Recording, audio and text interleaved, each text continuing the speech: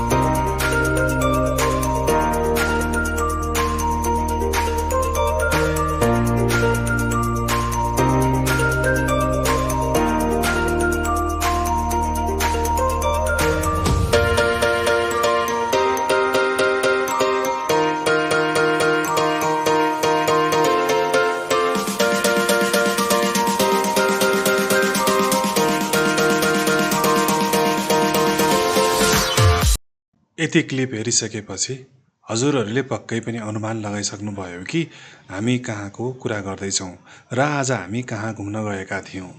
आउनुहोस्, हजुरहरूले लगाउनु भएको अनुमान मिल्यो वा मिलेन अगाडि बढेर हेरौँ। मिलेछ भने पनि एकदमै धन्यवाद। लाइक कमेन्ट सेयर गर्न नबिर्सिनुहोला। यदि मिलेन भने नि हाम्रो भिडियोलाई हेरेर फुल मनोरञ्जन लिने प्रयास गर्नुहोला भन्दै भिडियो अगाडि बढाउन चाहन्छौँ। जानका लागि तयारी भइसकेको छु र मेरो यहाँनिर साथी आइसक्नु भएको छ। एकदम टाढाबाट मलाई यहाँनिर पिकअप गर्न आइसक्नु भएको छ र मेरो यहाँ साथी सुभाष थापा हुनुहुन्छ। हामी आज कहाँ जान्छौँ सस्पेन्स एकछिन हामी सबै कुराहरू क्रमशः अपडेट गर्दै जान्छौँ।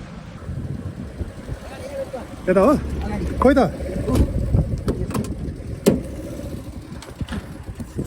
हेलो, फेरि को हो नयाँ साथीहरू? अब यतिखेर हामी चाहिँ माथि जाने क्रममा छौँ अनि साथी यहाँनिर माथि उकालोलाई एकदम भरपुर मेहनत गरिरहनु भएको छ। बाटो एकदम रमाइलो खालको हामीले चाहिँ अब अगाडि देखिरहेको छौँ होइन। जङ्गलको भित्रभित्र हामी पसे जस्तो भइरहेको छ। यतिखेर ठ्याक्कै यतातिर चाहिँ अब अलिकति उता सायद देख्न गाह्रो भएर होला, तर तलतिर चाहिँ बस्ती। अब हाम्रो अगाडितिरको कुरा चाहिँ अब हामी लगभग जङ्गलको यता माथितिर हुँदै गइरहेछौँ र साथमा हामी सबैजना चारजना चाहिँ एकदम फुल्ली अब यो जुन जङ्गलको भाइब छ त्यो चाहिँ हामी इन्जोय गर्दै गर्दै अगाडि बढिरहेछौँ। अब केही च्यालेन्जिङ पनि साथीले फेस गरेर होला। के छ साथी?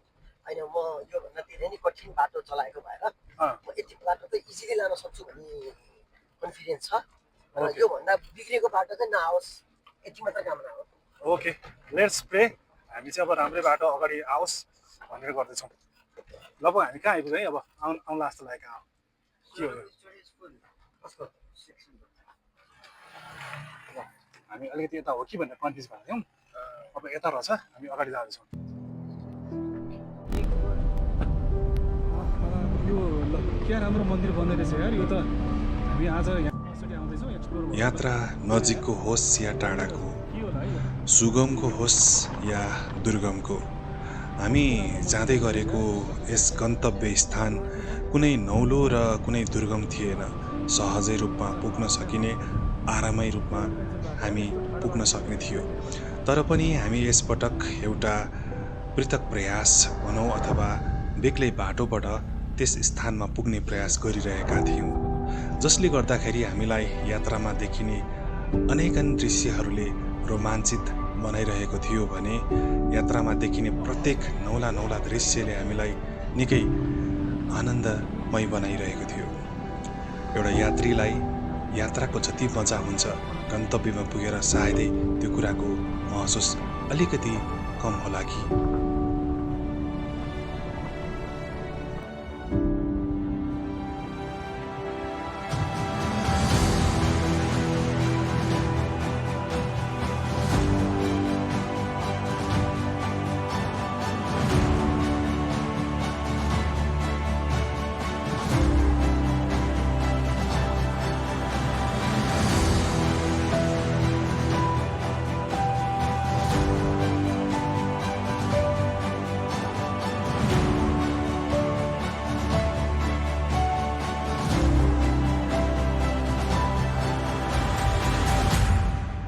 अहिले हामी जङ्गलको बिचतिर यो मास्तिर लगभग आइपुग्न लागिसक्यो अरे।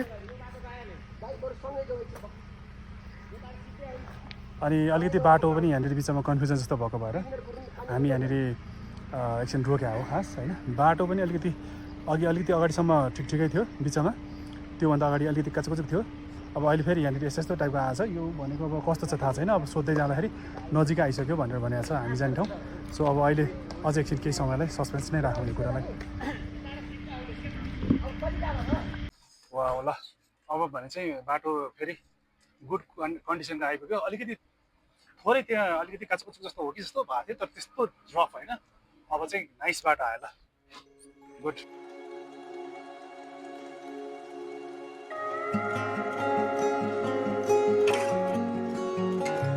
यस यात्राको रोमाञ्चक तब बढ्यो जब हामी माथि माथि उक्लिँदै जाँदा सहरका ती भिडभाड गल्लीहरू साना साना बालुवाका कण जस्तै घरहरू देखिन थाले र जति माथि माथि हामी उक्लिँदै थियौँ उति उति बादलको छेउमा पुगेको सरह हामीलाई आभास भइरहेको थियो र हामीलाई प्रकृतिको नजिक पुग्न पाउँदा छुट्टै आनन्द महसुस भइरहेको थियो।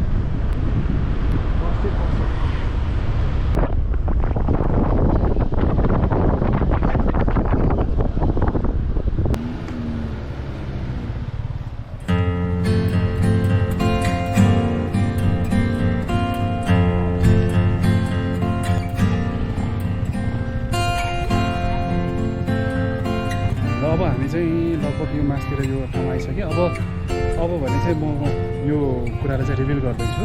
त्यतिखेर हामी कहाँ छौँ भन्दाखेरि चन्द्रगिरी नगरपालिकाको हामी चाहिँ यो कालुपाँडे डाँडामा जाँदैछौँ र यतिखेर टक्क यो घुम्ती यो चाहिँ एकदम पपुलर स्पट पनि हो। प्रायः धेरैजनाले रोकेर यो ठाउँमा चाहिँ भिडियो फोटो सब सुट गरेर आउँछन् होइन। अनि हामी पनि यहाँनिर एकछिन ब्रेक लिँदैछौँ र अब माथिको भ्यू चाहिँ केही बेरपछि हामी अगाडिको भिडियोहरू पनि दिन्छौँ।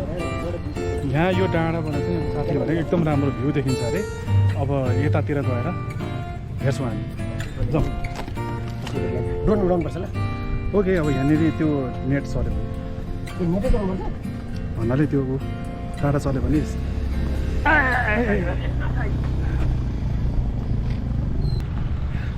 कस्तो शीतल हावा आइरहेछ क्या। अब यहाँबाट भ्यू चाहिँ खत्रै देखिन्छ हो। हेर हिँड न, तलतिर त अलिअलि देख्न थालिसकेछ देखिन्छ। मनपर्छ मन पर्दैन। यहाँ पनि एउटा कोट भनौँ कि के भनौँ, यो चाहिँ एभ्रिवेयर हामी घुम्दै जाने क्रममा चाहिँ यस्तो तरिकाले यो चाहिँ यसरी फोरहरू चाहिँ यस्तो तरिकाले यो जता पाए त्यता फाल्ने, यो चाहिँ अलिकति एउटा प्रपरली एउटा ठाउँमा चाहिँ राख्नु पायो भने चाहिँ अब अलिकति प्रकृतिलाई त्यति असर गर्दैन थियो होला। हामी घुम्दै जाँदाखेरि अब यस्तो खालको कुरा देखिन्छ।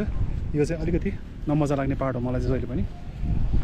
सो अब यो भिडियो हेरेर कतिजनाले मेसेज पुग्छ पुग्दैन, उहाँले चाहिँ एउटा कुरा के नोटिस गरिदिनु भन्दाखेरि हामीले सक्छौँ भने आफूले लगेको जति पनि प्लास्टिकहरू हुन्छ त्यो सामानलाई चाहिँ अब आफैसँग लगाएर जाउँ। अब भरेको लान सक्छ भने खाली ल्याउन किन नसक्नु होइन, त्यसो गरौँ। अब यो कुरा गर्दै गर्दै म अगाडि बढ्दैछु, यता यो बाटोबाट अगाडि बढ्दैछु, कता पुग्दो रहेछ हेरौँ। यही हो, ठिक छ ल।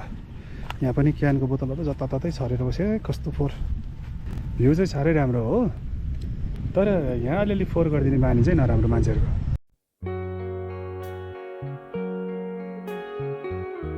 यति सुन्दर ठाउँमा आएर पनि हामी मानिसहरू अचम्मैकै छौँ। जताततै प्लास्टिकहरू छरेका छौँ, पानीको बोतलहरू फ्याँकेका छौँ। यति सुन्दर ठाउँलाई हामीले ग्रुप बनाउन कुन मनले सक्दो हो, कुन हृदयले सक्दो हो। सायद उहाँहरू पनि यहाँको सुन्दरताले पक्कै लोभिएर आउनुभएको थियो होला घुम्नको लागि आफ्नो साथीभाइ लिएर। अनि जाँदाखेरि यस ठाउँलाई उस्तै रूपमा नछोडेर ग्रुप बनाएर जानुभयो। हामी यस्तै यस्तै कुराहरू आजको दिन यस प्रकृति आमाको काखमा बसेर गफिँदै थियौँ।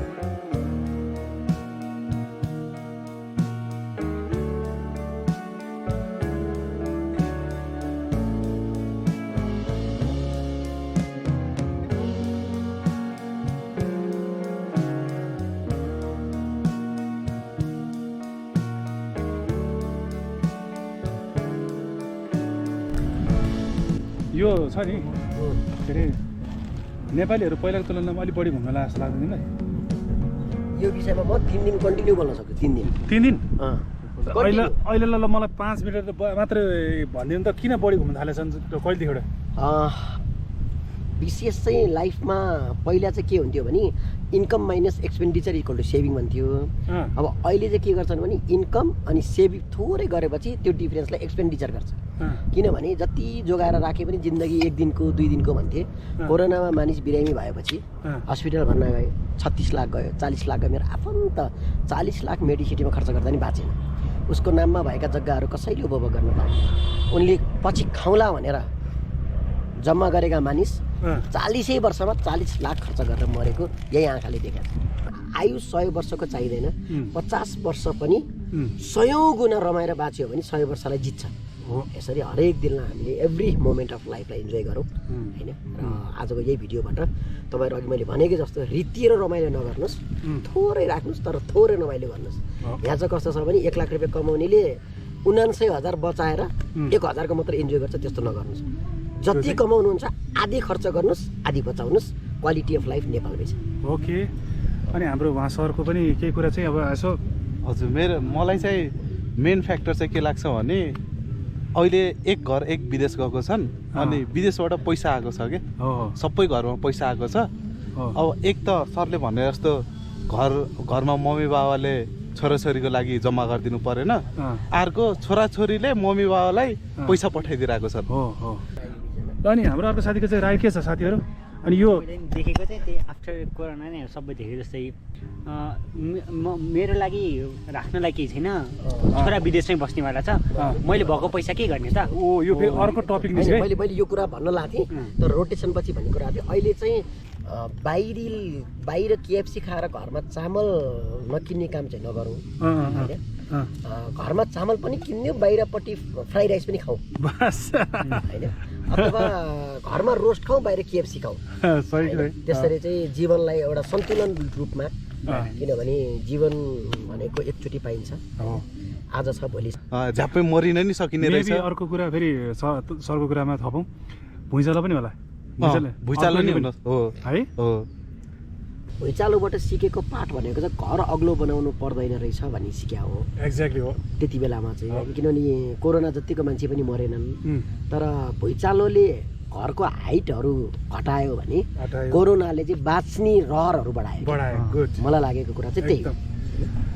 कस्तो आज एकदम मिनिङफुल एकदम फ्रुटफुल कुरा हाम्रो निस्क्यो है। हामी अब कहाँ अब घुम्न निस्केको, यहाँ साथीहरू पुरा फिलोसफी कुराहरू निकाल्दा पुरा दार्शनिक कुराहरू, फेरि अब सङ्गत पनि त्यस्तै क्या हाम्रो साथीहरूको होइन। अब त्यस्तो खालको कुरा निस्क्यो जस एकदम राम्रो कुरा निस्किएको छ।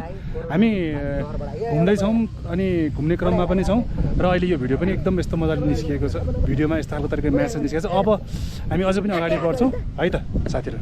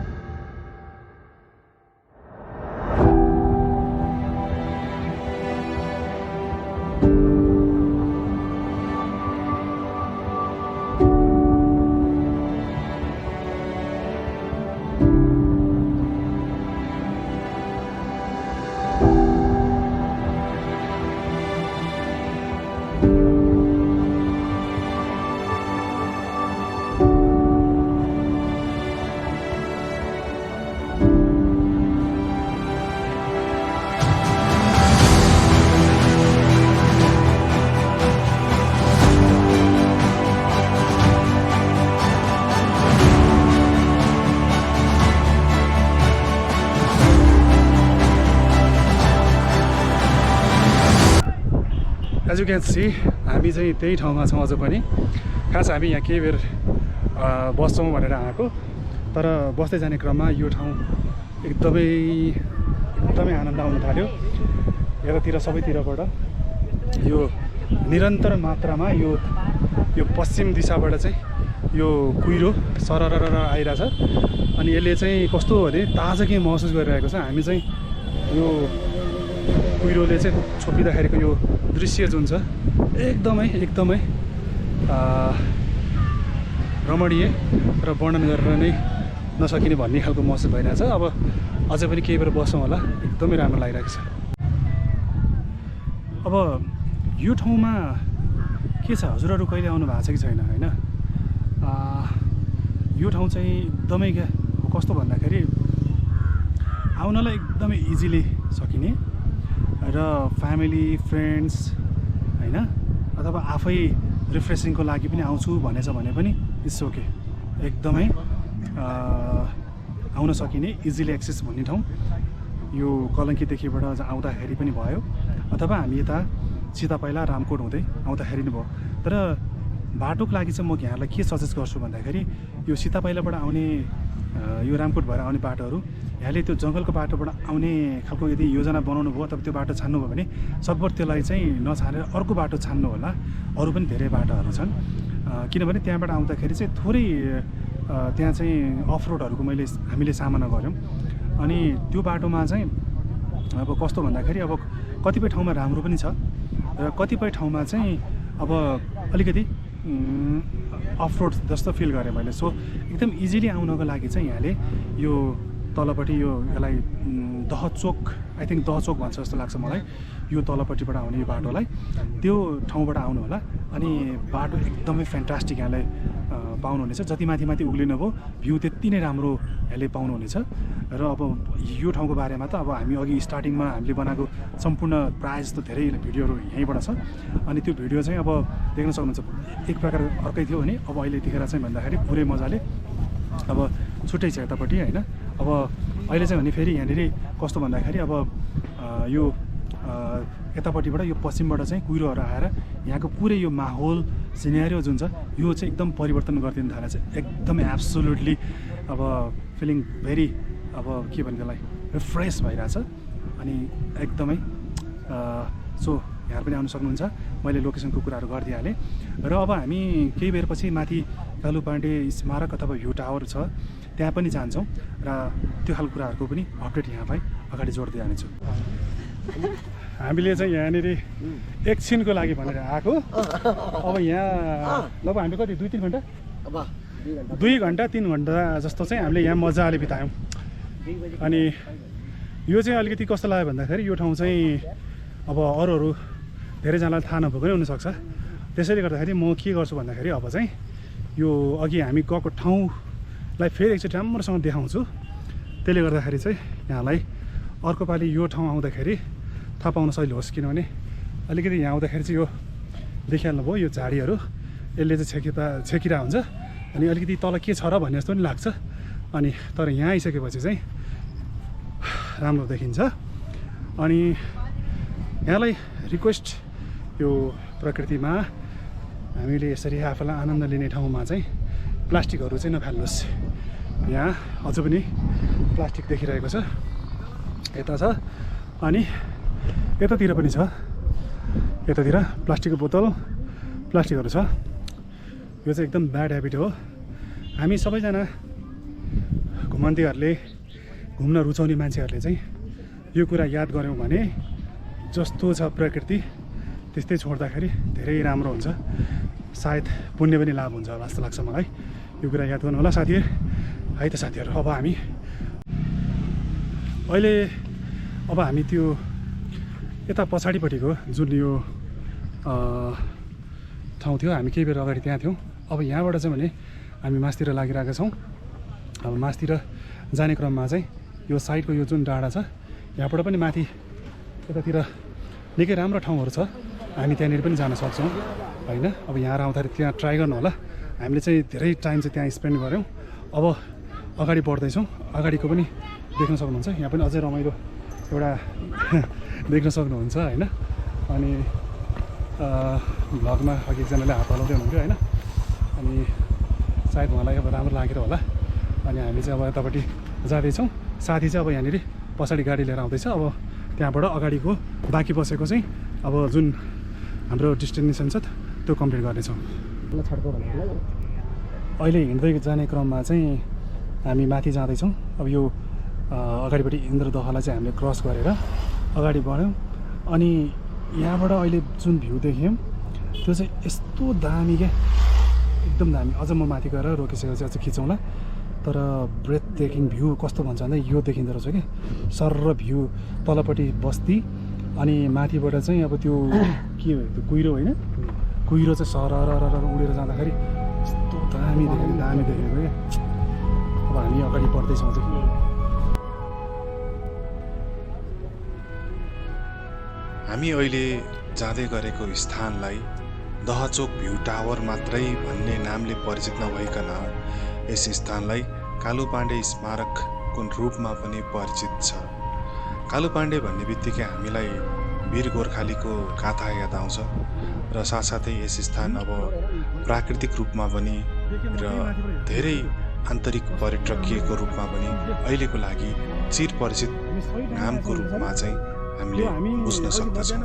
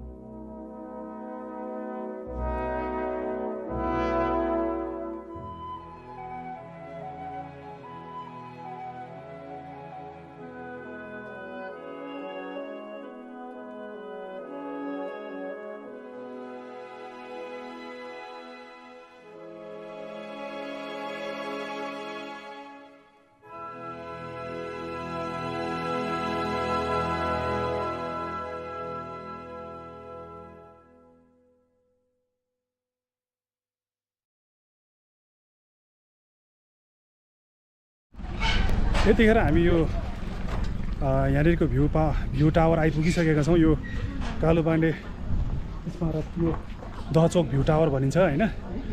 भ्यू टावरको नाम चाहिँ दहचोक भ्यू टावर। हामी आइसकेका छौँ तर अनफर्चुनेटली चाहिँ के भइछ भन्दाखेरि यहाँ चाहिँ अब तालचा लागेको देखेँ। भित्र छिर्न मिल्ने हो कि नमिल्ने हो।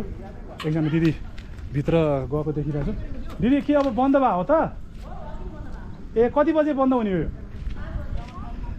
ल 5 बजे बन्द हुने रहेछ माथि गएर हेर्न पाएनौँ हामीले त्यो चाहिँ हाम्रो थोरै मिसिङ भयो यतापट्टिको यो जुन छ यो कालो पाण्डेको जुन स्मारक बनाएको छ त्यहाँ पनि भित्र बस्न पाएनौँ यो चाहिँ हाम्रो आजको अलिकति ब्याड लक भयो होइन तैपनि हामी बाहिरबाट जे देख्छौँ त्यो खालको कुराहरू चाहिँ हामी त्यो खालको कुरालाई चाहिँ अब एकदम यहाँहरूलाई देखाउने प्रयास गर्छौँ हामी पनि इन्जोय गर्छौँ अगाडिको कुरा हेर्दै गरौँ अब हामी त्यहाँ त जान पाएनौँ अब एकछिन बसेर त्यहाँ चियासा खान्छौँ खासासा खान्छौँ अब यो हाइटमा एउटा राम्रो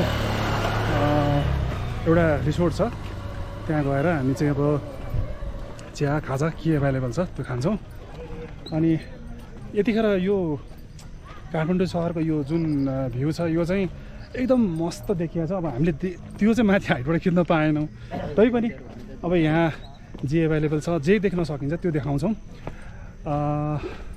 यस्तो छ यतिखेरको माहौल ल अगाडि हेर्नुहोस् है त बाटो यही हो हामी अगाडि बढिरहेछौँ यता यो हाइटमा अहिले यस्तो तरिकाले बनाएको छ साथीहरू कस्तो लागिरहेछ साथीहरू कस्तो लागिरहेछ है कस्तो लागिरहेछ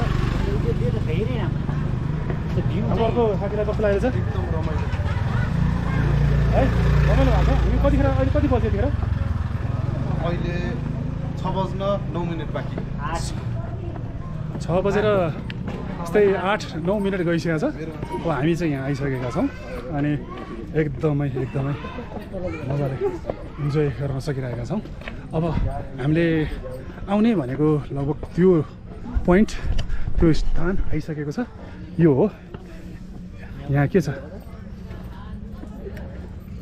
इन्द्रस्थान हिमालयन रिसोर्ट हो यो हो यहाँनिर यस्तो खालको छ ल कस्तो राम्रो त्यहाँ ठिकै छ अब हालेखाले आहा ल त्यहाँ कस्तो दामी भ्यू देखिन्छ है त्यहाँबाट सो हामी चाहिँ अब फाइनली यतिखेर यहाँ बसेर खाजा खाँदैछौँ अनि साथीहरू खाजा यहाँनिर इन्जोय गर्दै हुनुहुन्छ अनि यो कति बजे साथी यतिखेर 6:15 बज्छ तर तपाईँले देख्न सक्नुहुन्छ हजुरहरूले यतापट्टिको वरिपरिको यो जुन इन्भाइरोमेन्ट छ यो चाहिँ एकदमै त्यो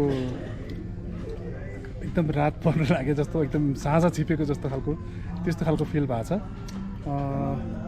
यो पनि एक प्रकारको रमाइलो पार्ट होइन साथी एकदम मजा आइरहेछ अब यहाँ चाहिँ म तातो चिया प्लस अब के हुनसक्छ त्योसँग अब आज ननभेज नचल्ने भएको भएर शुद्ध शाकाहारीको दिन अब त्यो खालको तरिकाले आज म खाजा खाँदैछु अनि कस्तो खानेकुरा कस्तो छ यार साथी बताइदिनुहोस् चिकन सेकुवा चाहिँ मिठो छैन त्यति लागेन आगोमा मात्रै भुटेर जलाएर ए अनि के छ साथीहरू अरूलाई यहाँनिर अनि रिकमेन्ड गर्नुहुन्न त्यसो भए तपाईँहरू अहिले नभए सेकुवा चाहिँ अर्डर नगर्नु अरू आइटम आउनु बाँकी छ नि भनिहाल्छ ल ठिक छ